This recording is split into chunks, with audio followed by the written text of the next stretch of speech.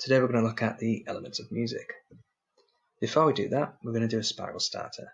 We're going to look at pitch notation for the first 3 questions and rhythm notation for the second 3 questions.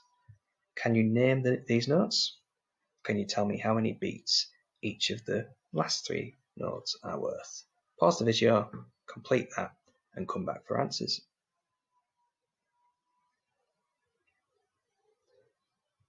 The first one is a B. Okay, every good boy deserves football. The next one is an F. Face in the spaces. The first one is an F.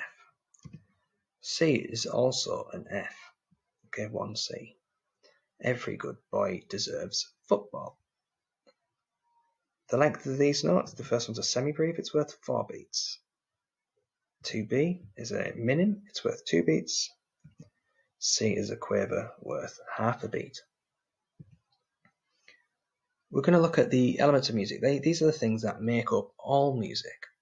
So all music will have most of these, if not all of them, involved.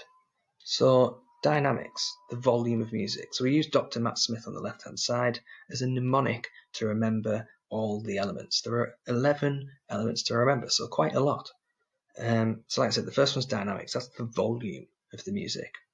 The second one, R, is rhythm. We've just talked about it, the length of the notes. M is meter, the number of beats in a bar. A, articulation, how the instrument is played, the technique used. T is texture, so how many layers of music are there? How do these layers interact with each other?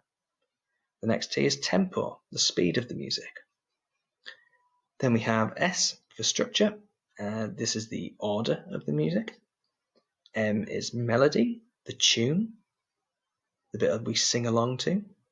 I is instrumentation, what instruments are being played. T is tonality, the key of the music, also the mood of the music. H is harmony, which is the chords in the music. I'm going to explain these and demonstrate them on the piano now. Okay, Dr. Matt Smith. So we're going to talk about each letter and what each one stands for and how it sounds in music. So the first one, D, is dynamics. Dynamics is how loud and quiet you play things. I'm going to use Hans Zimmer's Inception, or the piece called Time from Inception, to demonstrate this. Okay, so let's just listen to how I change the volume and playing quietly and loud to make the piece more interesting.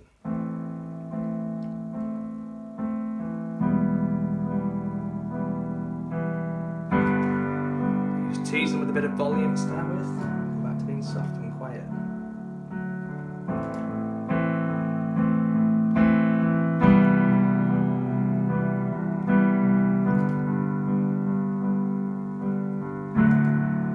Let's go really loud now.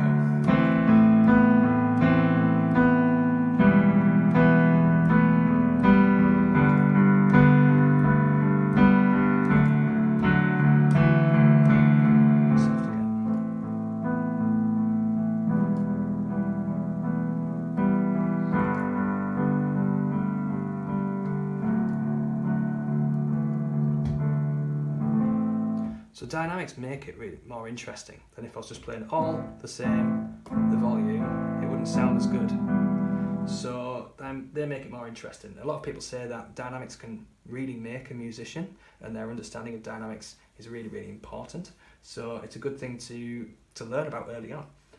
We're now going to look at rhythm. So I can play this piece with different rhythms. I can have semi-briefs, 2, 3, 4, 2, and they'll last for 4 beats, remember? 1, 2, 3, and I want you to actually really pay attention. So I'm not going to change the speed. I'm going to go minims. My tempo, my foot tapping, is not speeding up, it's going to stay the same. So minims are every 2 beats, so 1, 2, 3, 4. Now crotch it, 1, 2, 3, 4, 1. Crotch it to 1 beat, so they're on every beat. 1, 2, 3, 4, 1, 2. Okay, now quavers, 1. So quavers are half a beat, so you play 2 every beat. 1 and 2 and 3 and 4 and coffee, coffee. Now we'll go to semi-quavers, Coca-Cola, Coca-Cola, Coca. Quarter beats.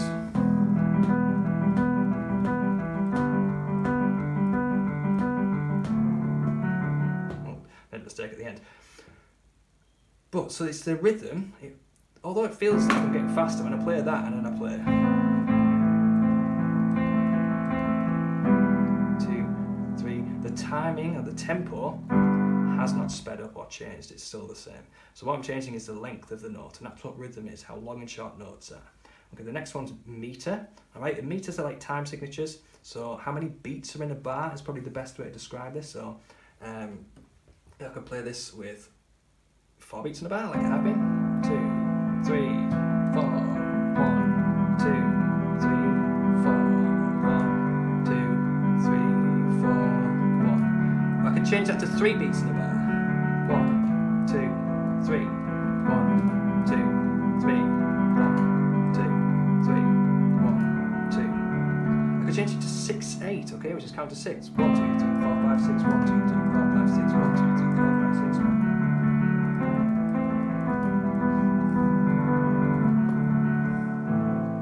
So it's a number of beats in a bar, basically. It's a bit more to that, but basically if that's what you take away today, that's great. And then we look at articulation, the next A. Articulation is the techniques used to play those instruments. So, for example, on piano, I can play these notes nice and smoothly. Let them run into each other by the use of my sustain pedal. Or I can play them staccato. So they're short and detached.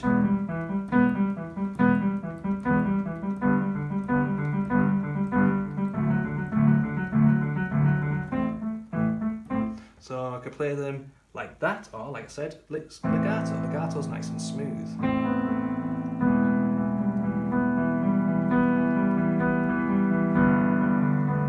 Alright, where they run into each other.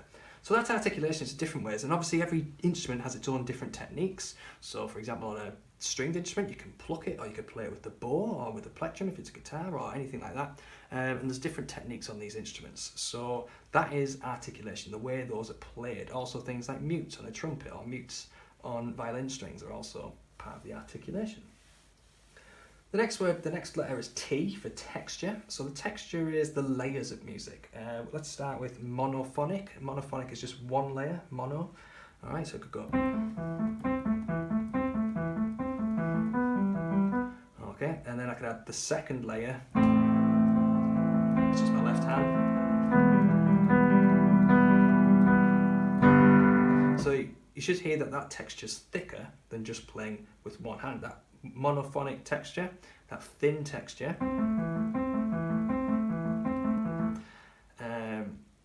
that's thin, and then when you add the left hand,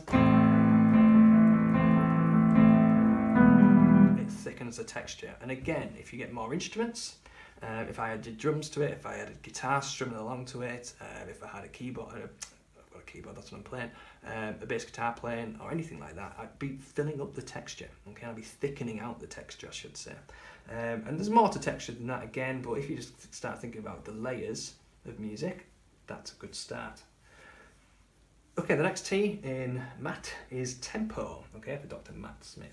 Tempo. Tempo is the speed of the music, so I'm not going to change the rhythm. I'm going to stick on Coca-Cola's here, so Coca-Cola, Coca-Cola, Coca-Cola, Coca-Cola. Let's slow it down. Coca-Cola, Coca-Cola, Coca-Cola. Speed it up. Coca-Cola, Coca-Cola, Coca-Cola, Coca-Cola. Should really tap my foot so you can hear this.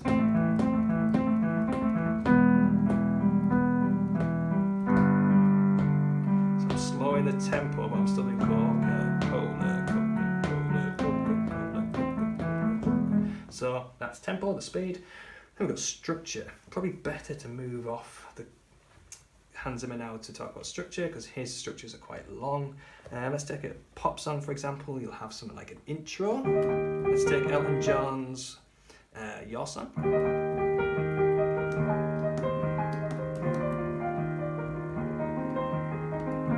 Intro into a verse.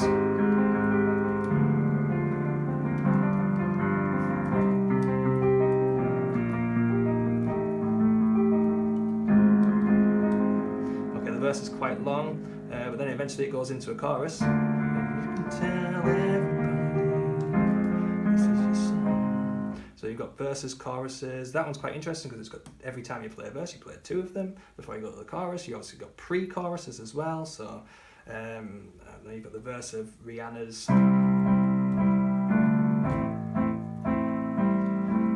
And then before most choruses, she'll go into that round and round and oh, D minor, round and round, A minor. Okay, so she has a pre-chorus in her songs, so it's just the order of the music, the structure. Then we go into melody. Okay, so melody is the tune. The tune can be played, okay, like on the beginning of the Elton John, you've got a tune at the top.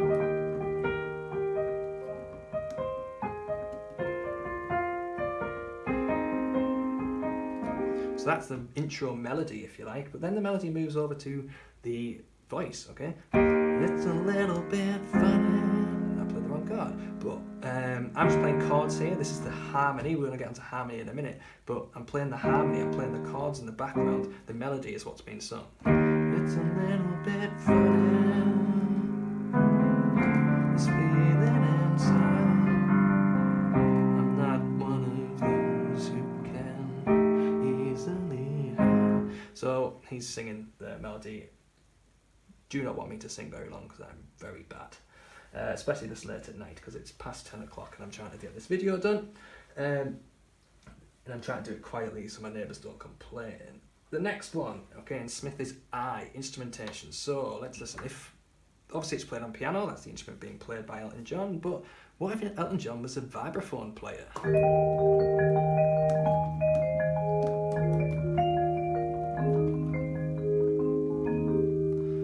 That's what it would sound like if he was a vibraphone player. A vibraphone's like a xylophone, basically. It's very similar.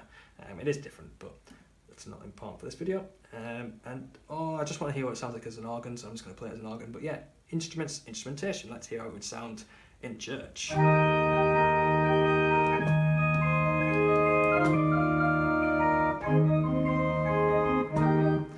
That was just for me, but yeah, that's instruments, the instrumentation, the different instruments used in a piece of music.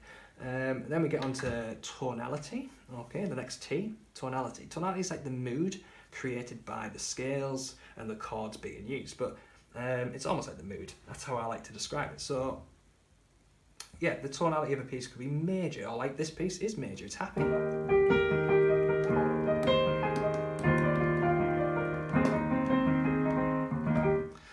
Happy.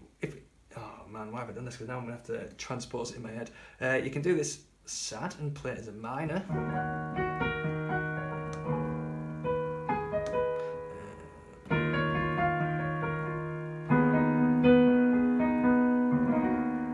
Obviously as a minor, it sounds sadder because minor keys sound sad, okay? I'm going to just demonstrate that with more easy chords actually. So you got your major.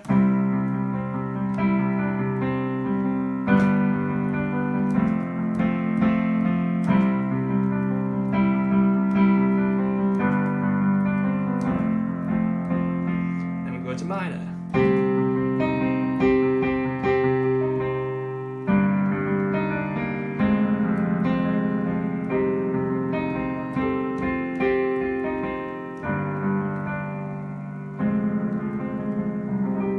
So hopefully you can hear that sadder. Okay, that's the tonality. I've changed the tonality from major to minor. I'm definitely getting tired because I'm making a few mistakes, but I'm going to finish this video because I'm on to the last one. Harmony. Harmony is the chords that sometimes are behind the melody, but harmony basically is just 2 notes that sound nice together, I suppose is one way of describing it. It's 2 notes played at the same time. They might sound nice, that's nice harmony, but you could have notes that don't sound nice, and it's still harmony because it's 2 notes, but it's just not nice harmony. But yeah, harmony is 2 notes being played together. I just like to think of it basically as the chords behind the melody. Okay, sometimes if you think about Halo by Beyonce, it starts with a choir. I don't have a choir sound on my keyboard, so I'm going to use strings, but it starts with a choir and there's no melody, it's just going.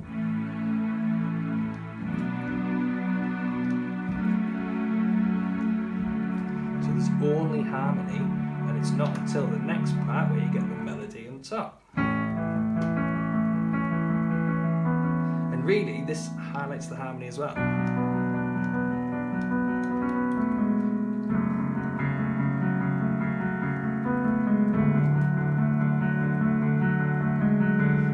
probably argue that melody is quite triadic. It just uses the notes from the chord most of the time. But yeah, harmony can really change melodies. If I just take Nouveau Le Bianche by Einaudi,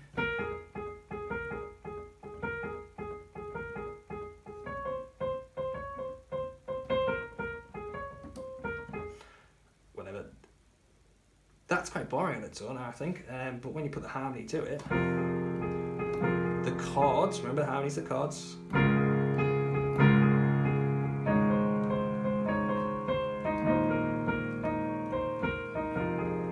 it really makes the piece more beautiful. So the harmonies, yes, it's two notes that you play together to sound nice, but it's also easier to think of just the chords in the background. So it's usually underneath the melody. So if I just took that Ellen John song, it's a little bit funny. Again, I played the wrong chord. It's a little bit funny. The harmonies played on the piano, the melody is the sung. And that is one of the main things I wanted to take away from today, is the difference between harmony and melody. Because people think of harmony and think of singers harmonizing, which is completely right. It's two notes being played at the same time. But I also, when you think about harmony, I want you to think about the chords on the piano being they're harmonizing with the voice. So all those notes that the pianist is playing is also playing harmony to the rest of the music. And all of these things, these elements of music we've looked at. Dr. Matt Smith is the way we remember it, but they are the elements of music, and they are found in most pieces of music. Okay, some pieces of music have got every single one of them in, different things with all the music, but you need dynamics for music. You need to have volume. You need to have rhythm for music, so the notes are in time with a beat of some sort. Okay, the number of beats in the bars you meter. So it all links up, and all of these things, all these elements. That's why we call them the elements of music. All of them come together to create music. So I hope that's really explained that for you. And yeah, well, let's get on to the task.